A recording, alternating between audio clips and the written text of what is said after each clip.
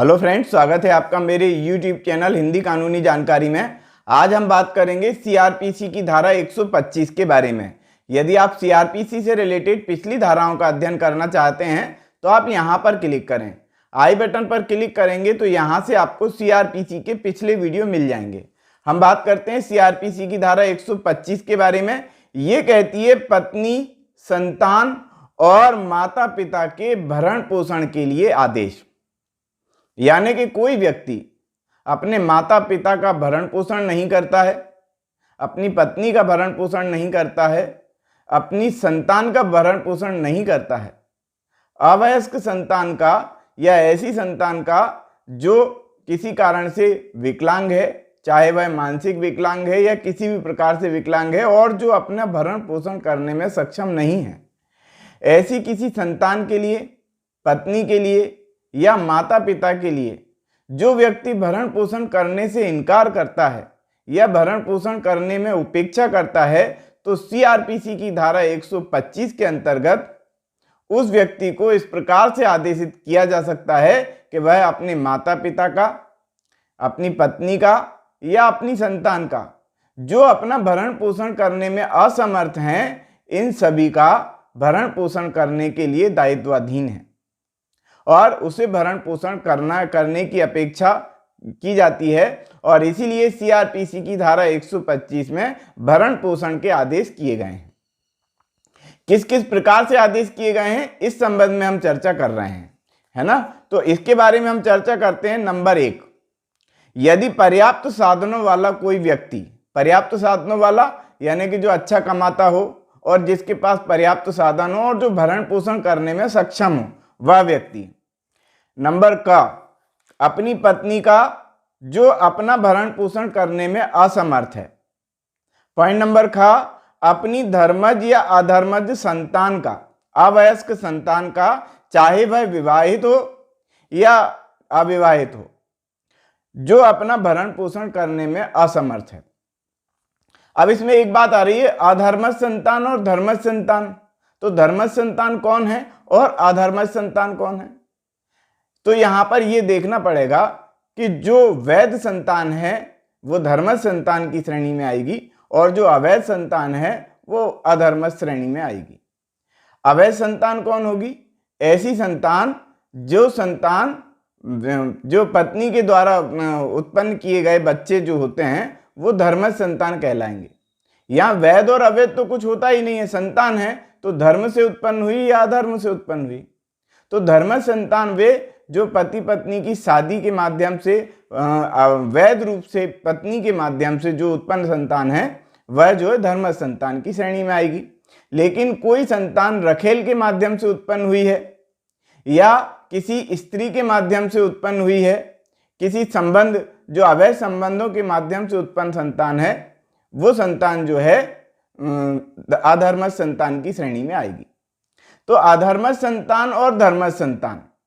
दोनों ही संतानों का भरण पोषण करने के लिए व्यक्ति दायित्वाधीन होता है। इसीलिए इसमें लिखा हुआ है क्या कि धर्मज या अधर्मज संतान का जो विवाहित नहीं है या विवाहित है, यदि वो अवयस्क है तो उसका भरण पोषण करने का दायित्व उस व्यक्ति का है। पॉइंट नंबर का बताया कि अपनी अधर्मज या धर्मज संतान जो विवाहित पुत्री नहीं है, जिसने वयस्कता प्राप्त कर ली है, जहां ऐसी संतान किसी शारीरिक या मानसिक असामान्यता या क्षति के कारण अपना भरण पोषण करने में असमर्थ है। यहां पर एक बात और बताई गई कि भले वो वयस्क हो चुकी है और वो पुत्री है जिसका विवाह नहीं हुआ है, उस संतान का भरण पोषण करने का दायित्व भी पिता का माना गया है। अब और एक चीज और है, जो मानसिक रूप से विकलांग है या शारीरिक रूप से विकलांग है और उस विकलांगता के कारण वह अपना भरण पोषण करने में असमर्थ है, ऐसी संतान भी उसमें शामिल है। पॉइंट नंबर घ बताया, अपने माता पिता का जो अपना भरण पोषण करने में असमर्थ है, यानी कि माता पिता भी ऐसी श्रेणी में आ रहे हैं यदि वो स्वयं का भरण पोषण करने में समर्थ नहीं है तो। और व्यक्ति कौन? व्यक्ति वो जो पूरी तरह से समर्थ है, ऐसा व्यक्ति जो सारे साधन रखता है, कमाता भी है और कमाने का जो है पूरा अपने ऊपर दारोमदार भी रखता है। तो इस प्रकार से उस व्यक्ति का, जो व्यक्ति पर्याप्त साधनों वाला व्यक्ति है, वह भरण पोषण करने के लिए दायित्वाधीन है इन सभी का। अब इसमें लिखा है कि भरण पोषण में यदि उपेक्षा करता है, किन किन के भरण पोषण में उपेक्षा करता है ऐसा व्यक्ति?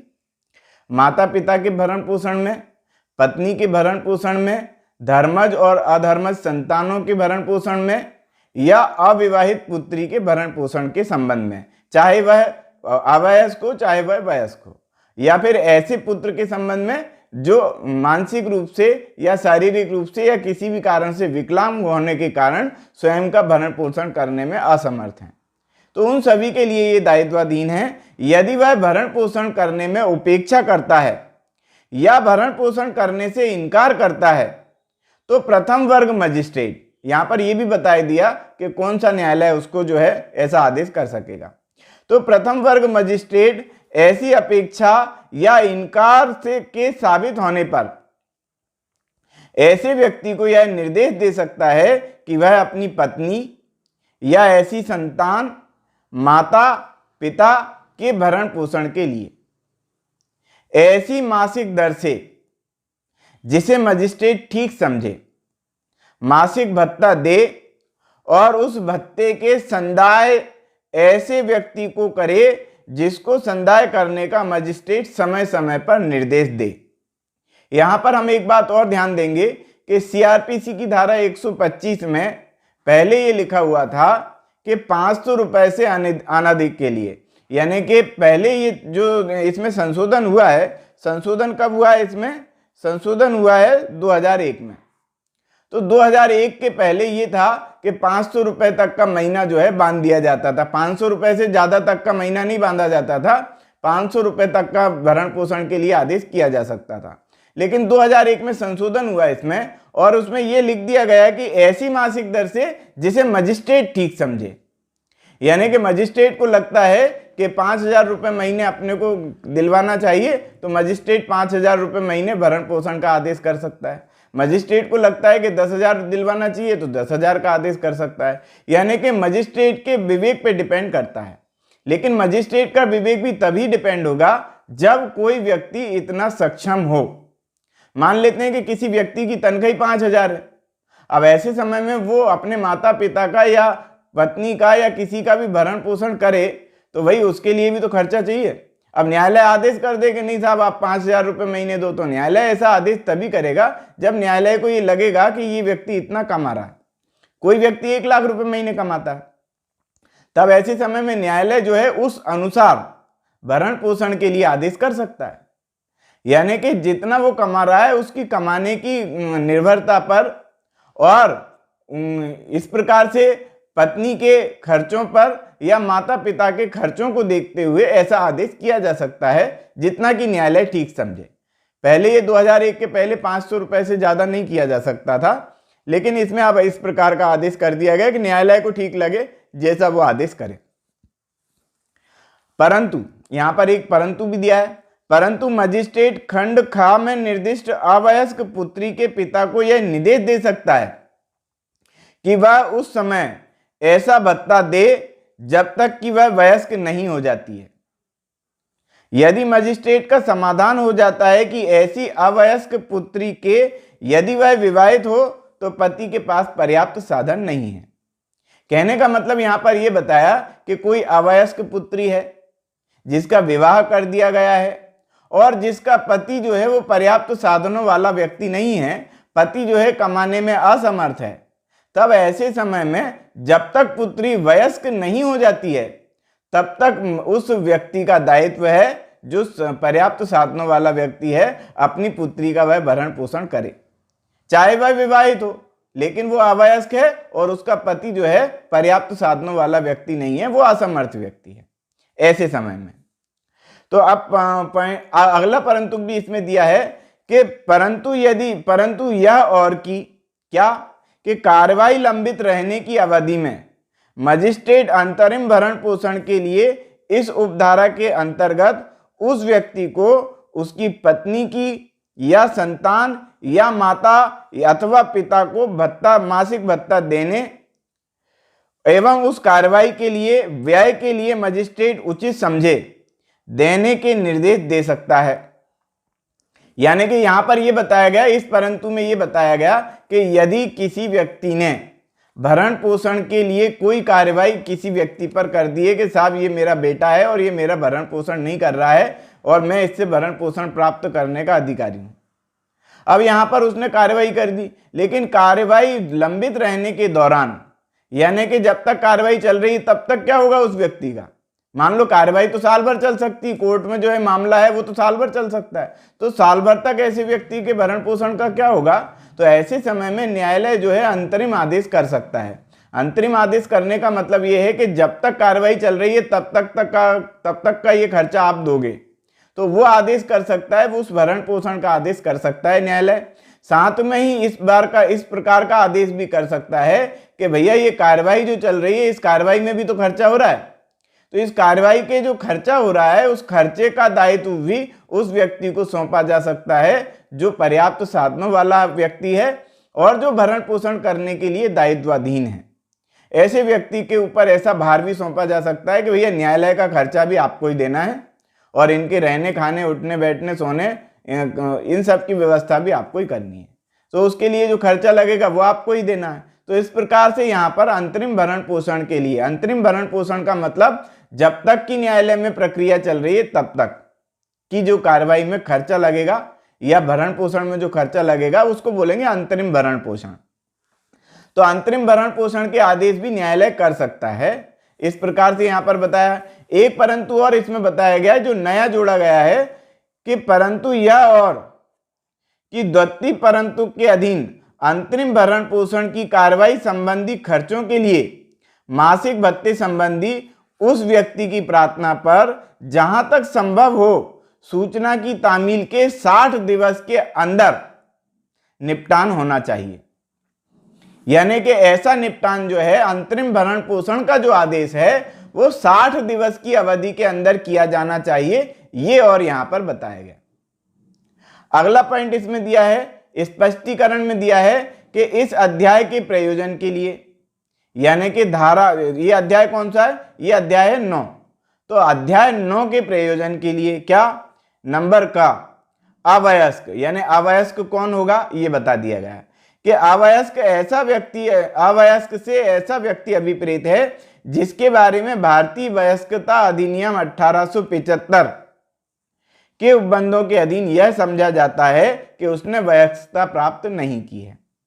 तो अवयस्कता के बारे में समझाया गया कि उसकी परिभाषा बताई गई कि अवयस्क कौन होगा, स्पष्टीकरण बता दिया जा रहा है। अब स्पष्टीकरण में पत्नी को भी डिफाइन कर दिया गया कि पत्नी कौन है,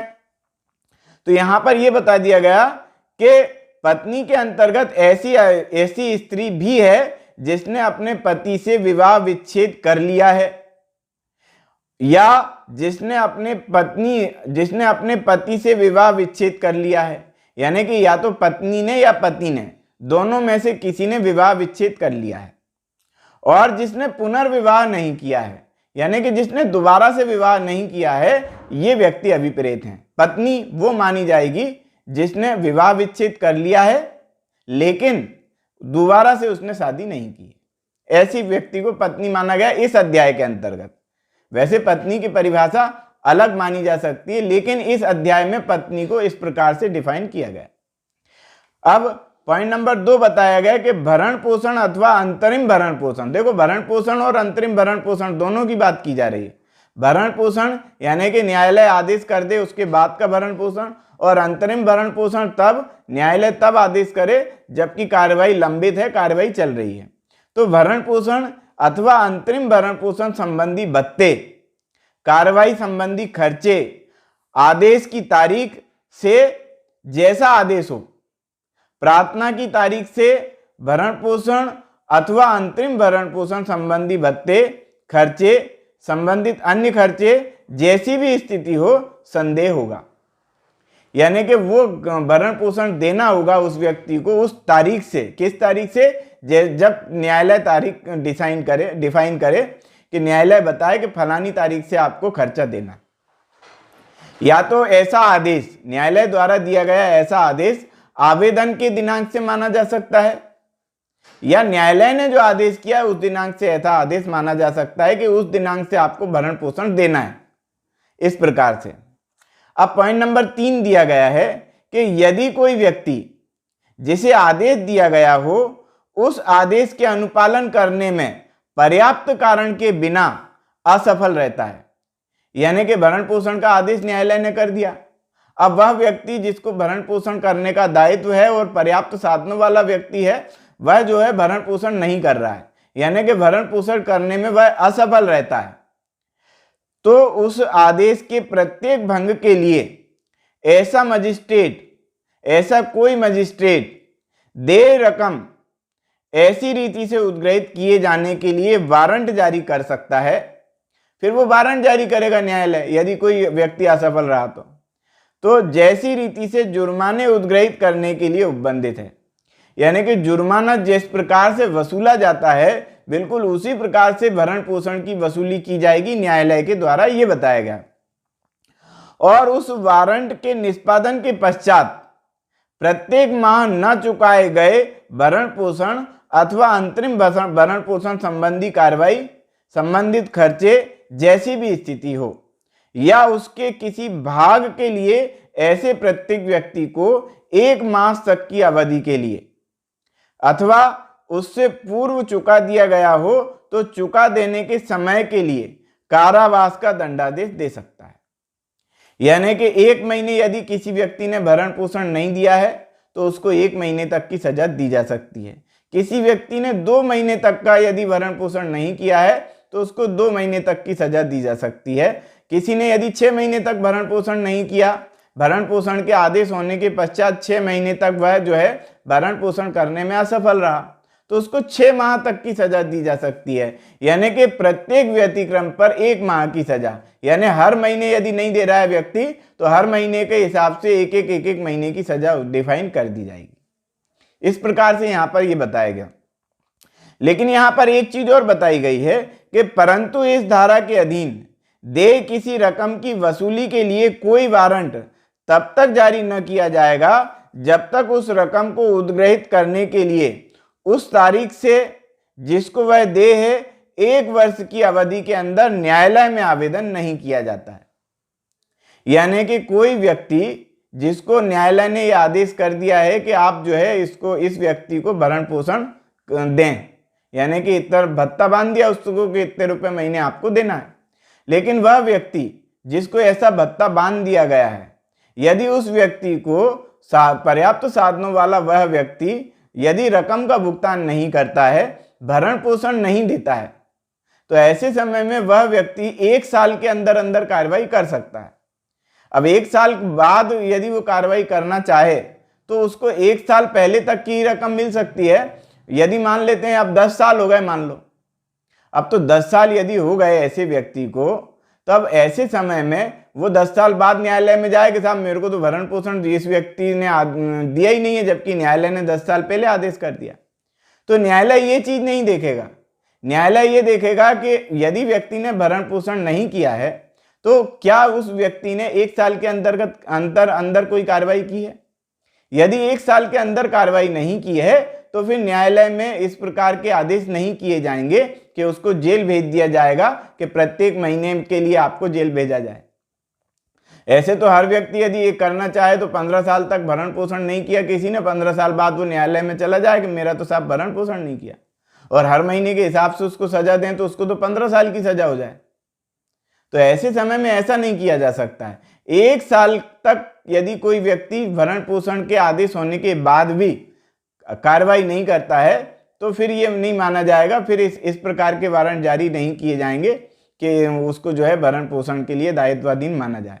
इतना किया जा सकता है न्यायालय के द्वारा कि वह 12 महीने तक की रकम दिलवाने के लिए या 12 महीने तक की सजा दिलवाने के लिए जो है न्यायालय आदेश कर सकता है। इस प्रकार तो कर सकता है, लेकिन वह ऐसा नहीं कर सकता है कि और उसके पहले का जो है, मान लेते हैं कि किसी व्यक्ति ने 3 साल तक भरण पोषण नहीं किया, 3 साल बाद किसी व्यक्ति ने आवेदन लगाया तो वह पूर्व के 1 वर्ष तक की कार्रवाई कर सकता है और पूर्व के 1 वर्ष के अंतर्गत जो उसको रकम मिलनी चाहिए थी वो ले सकता है। बाकी के लिए वो दायित्वाधीन नहीं है। इस प्रकार से ये देखा जा सकता है। अब यहां पर ये एक बात और कही गई, परंतु यह और कि यदि ऐसा व्यक्ति इस शर्त पर भरण पोषण करने की प्रस्तावना करता है कि उसकी पत्नी उसके साथ रहे और वह पति के साथ रहने से इनकार करती है, तो मजिस्ट्रेट उसके द्वारा कथित इनकार से किन्हीं कारणों पर विचार कर सकता है कि भैया ये इनकार क्यों कर रही है। पति ये कह रहा है कि साहब मैं भरण पोषण करने के लिए तैयार हूं, ये मेरे साथ आकर के रहे, लेकिन पत्नी ये कहती है कि साहब मेरे को तो नहीं रहना इसके साथ। तो ऐसे समय में न्यायालय इस बात पर विचार करेगा कि ये पत्नी मना क्यों कर रही, क्यों नहीं रहना चाहती इसके साथ। तो कथित इनकार के किन्हीं आधारों पर विचार कर सकता है और ऐसी प्रस्तावना के किए जाने पर कि वह इस धारा के अधीन आदेश दे सकता है कि यदि उसका यह समाधान हो जाता है कि ऐसा आदेश देने के लिए न्याय संगत आधार है, यानी कि भरण पोषण देने का आधार उसके पास होना चाहिए न्यायालय के पास। पत्नी यदि इनकार कर रही है रहने से तो इसका कोई आधार होना चाहिए पत्नी के पास कि साहब मैं इसलिए इनके साथ नहीं रहना चाहती। यदि बिना किसी कारण के, बिना किसी पर्याप्त आधार के पत्नी यदि अपने पति के साथ नहीं रह रही है, तब ऐसे समय में वह भरण पोषण प्राप्त करने की अधिकारिणी नहीं है। अब यहां पर एक बात और है, स्पष्टीकरण बता दिया गया कि यदि पति किसी अन्य स्त्री से विवाह कर लेता है या अन्य रखेल रख लेता है, तब वह उसकी पत्नी द्वारा उसके साथ रहने से यदि इनकार करती है तो ये एक पर्याप्त आधार माना जा सकता है। कैसा आधार माना जा सकता है कि भैया ये पत्नी यदि नहीं रह रही तो रखेल के साथ तो रहेगी भी नहीं, इसलिए जो है न्यायालय जो है भरण पोषण के आदेश कर सकता है। इस प्रकार से बताया गया। अब यहां पर एक बात और बताई गई, पत्नी के बारे में भी बताई गई पॉइंट नंबर 4 में, कि कोई पत्नी अपनी पति से इस धारा के अधीन भरण पोषण या अंतरिम भरण पोषण संबंधी भत्ते, खर्चे या कार्यवाही संबंधी खर्चे जैसी भी स्थिति हो प्राप्त करने की हकदार न होगी यदि वह जारता की दशा में रह रही है, यानी कि वह किसी अन्य पुरुष से अवैध संबंध स्थापित कर रही है। तब ऐसे समय में वह स्त्री अपने पति से भरण पोषण प्राप्त करने की अधिकारिणी नहीं है, अथवा यदि पर्याप्त कारण के बिना अपने पति के साथ रहने से इनकार करती है, यानी कि यदि वह पर्याप्त कारण के बिना यदि अपने पति के साथ रहने से इनकार कर रही है, तब भी वह जो है भरण पोषण प्राप्त करने की अधिकारिणी नहीं है। यहाँ पर 2 कारण बता दिए, यदि वह जारता कर्म में रह रही है और यदि वह बिना कारण के रह रही है। दोनों ही स्थितियों में पत्नी जो है पति से भरण पोषण प्राप्त करने की अधिकारिणी नहीं है। पॉइंट नंबर 5 बता दिया गया कि मजिस्ट्रेट यह साबित करने पर आदेश रद्द कर सकता है कि कोई पत्नी जिसके पक्ष में इस धारा के अधीन आदेश दिया गया है जारता की दशा में रह रही है। यानी कि पहले तो न्यायालय ने आदेश कर दिया कि नहीं साहब जो है आपको जो है अपनी पत्नी को 5,000 रुपये महीने का भरण पोषण देना पड़ेगा। अब बाद में पता पड़ता है कि पत्नी तो जो है किसी व्यक्ति से अवैध संबंध बना रही है, किसी व्यक्ति के साथ जारता कर्म कर रही है और रह रही है उसके साथ, या अवैध संबंध बनाती है। तब ऐसे समय में फिर वो पत्नी जो है भरण पोषण प्राप्त करने की अधिकारिणी नहीं है, लेकिन न्यायालय ने तो 5,000 रुपये महीने का आदेश कर दिया है। तब ऐसी दशा में यदि आदेश किया गया है और वह जारता कर्म होने की दशा में रह रही है अथवा पर्याप्त कारण के बिना रह रही है और पत्नी पर्याप्त कारण के बिना रहने से इनकार करती है, तब ऐसी दशा में जो है वो भरण पोषण प्राप्त करने की अधिकारिणी नहीं है। इस प्रकार से यहाँ पर समझाया गया। तो आज हमने अध्ययन किया सीआरपीसी की धारा 125 के बारे में। यदि आप सीआरपीसी से रिलेटेड या आईपीसी से रिलेटेड समस्त धाराओं का अध्ययन करना चाहते हैं, पूरी की पूरी आईपीसी या पूरी की पूरी सीआरपीसी पढ़ना चाहते हैं, तो आप यहाँ पर क्लिक करें। आई बटन पर क्लिक करेंगे तो यहाँ से आपको सीआरपीसी के और आईपीसी के संपूर्ण वीडियो मिल जाएंगे। तो आज की वीडियो में इतना ही।